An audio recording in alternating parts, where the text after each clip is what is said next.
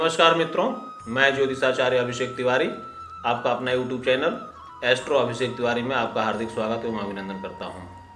मित्रों, आज इस वीडियो में हम देखेंगे, सुनेंगे, समझेंगे कर्क राशि के बारे में। आगामी वर्ष 2021 कर्क राशि के जातकों के लिए कैसा रहेगा, किस प्रकार का फलाफल मिलेगा, इसके बारे में आप जानेंगे इस वीडियो के माध्यम से। कर्क राशि के जातकों के लिए यह साल करियर की दृष्टि से अच्छे परिणामों को लेकर आएगा, क्योंकि जहां साल की शुरुआत में मंगल ग्रह कर्क राशि के नौकरी पेशा जातकों को अपने कार्यस्थल पर तरक्की दिलाएंगे, वहीं दूसरी तरफ व्यापार करने वाले जातकों को शनि और बृहस्पति की सप्तम भाव में उपस्थिति अनुकूल परिणाम दिलाएगी। आर्थिक जीवन की बात करें तो साल की शुरुआत बेहतर साबित होगी। मार्च से मई के दौरान स्थितियां काफ़ी बदल जाएंगी। इस समय आपको अधिक आर्थिक लाभ होने की संभावनाएं हैं। खेल जगत व सिनेमा से जुड़े जातकों को इस साल विदेश की यात्राओं और विदेश में आयोजित होने वाली प्रतियोगिताओं में भाग लेने पर अच्छी सफलताएं मिल सकती हैं। दाम्पत्य जीवन में साथी के साथ किसी बात को लेकर के झगड़ा हो सकता है।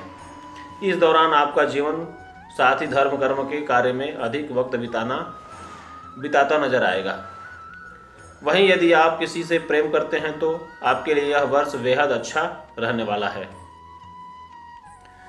आइए जानते हैं कर्क राशि के जातकों के लिए आने वाला वर्ष 2021 में कैरियर, आर्थिक स्थिति, परिवार, प्रेम प्रसंग, शिक्षा और स्वास्थ्य के लिहाज से कैसा रहेगा विस्तृत रूप से।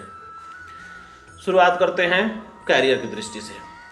इस वर्ष कर्म के स्वामी मंगल आपके 10वें घर में स्थित रहेंगे, जिसके परिणाम स्वरूप इस वर्ष आपको पदोन्नति मिलने की प्रबल संभावना है, जिससे आपके कार्यस्थल में प्रगति के काफ़ी आसार हैं।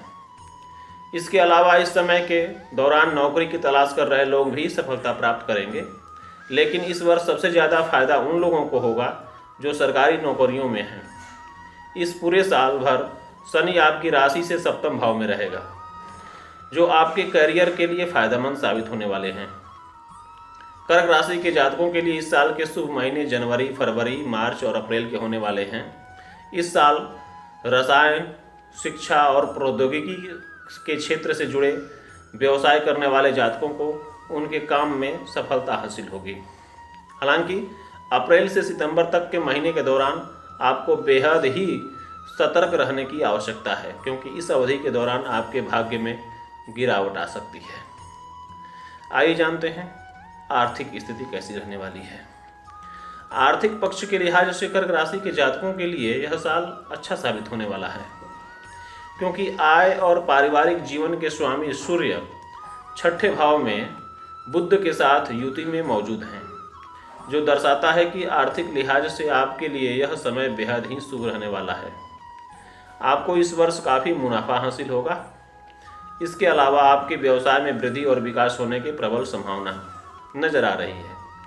जैसा कि 6ठा घर दुश्मनों का भी घर कहा जाता है, इसलिए इस वर्ष आपके दुश्मन आपके हर काम में अड़चन पैदा करने की कोशिश करेंगे। गुप्त शत्रुओं से आप विशेष रूप से सावधान रहें, लेकिन आपको अपने दुश्मनों पर जीत हासिल होगी। पंचम भाव में शुक्र और 11वें भाव में राहु की स्थिति इस बात की तरफ संकेत दे रही है कि इस साल आपको ढेरों मुनाफा या लाभ हासिल होगा। आपको इस दौरान उन क्षेत्रों में भी सफलता मिलेगी जिसका आप लंबे समय से इंतजार कर रहे थे। इसके अलावा अगर आप शेयर मार्केट में निवेश करना चाहते हैं तो यह आपके लिए उत्तम समय है।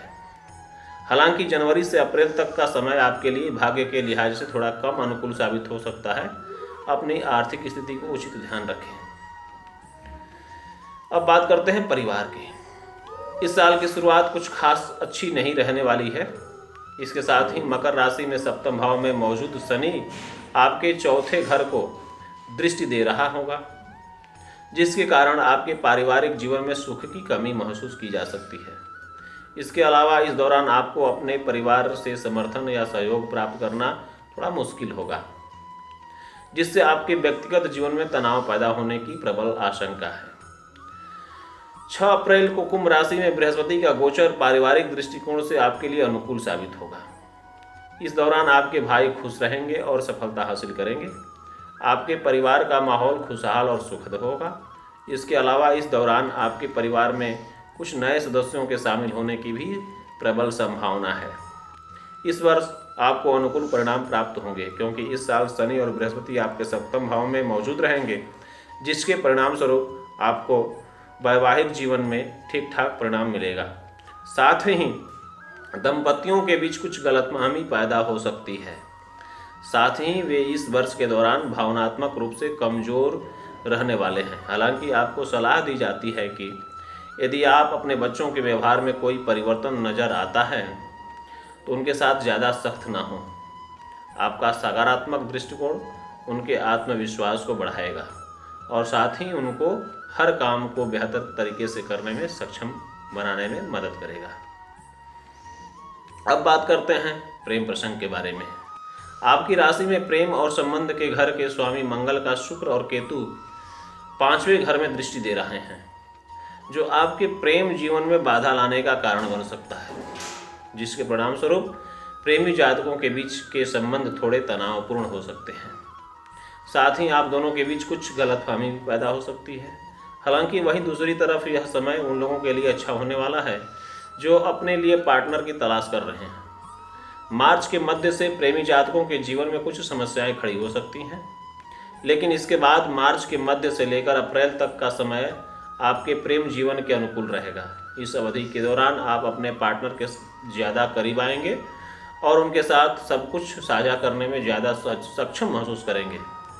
इस समय के दौरान प्रेम में पड़े जातक थोड़ा तनाव में वृद्धि महसूस कर सकते हैं, इसलिए आपको सलाह दी जाती है कि समय समय पर अपने साथी के साथ अपने बीच खड़े हुए किसी भी विवाद और गलतफहमी को दूर करने का प्रयास करें।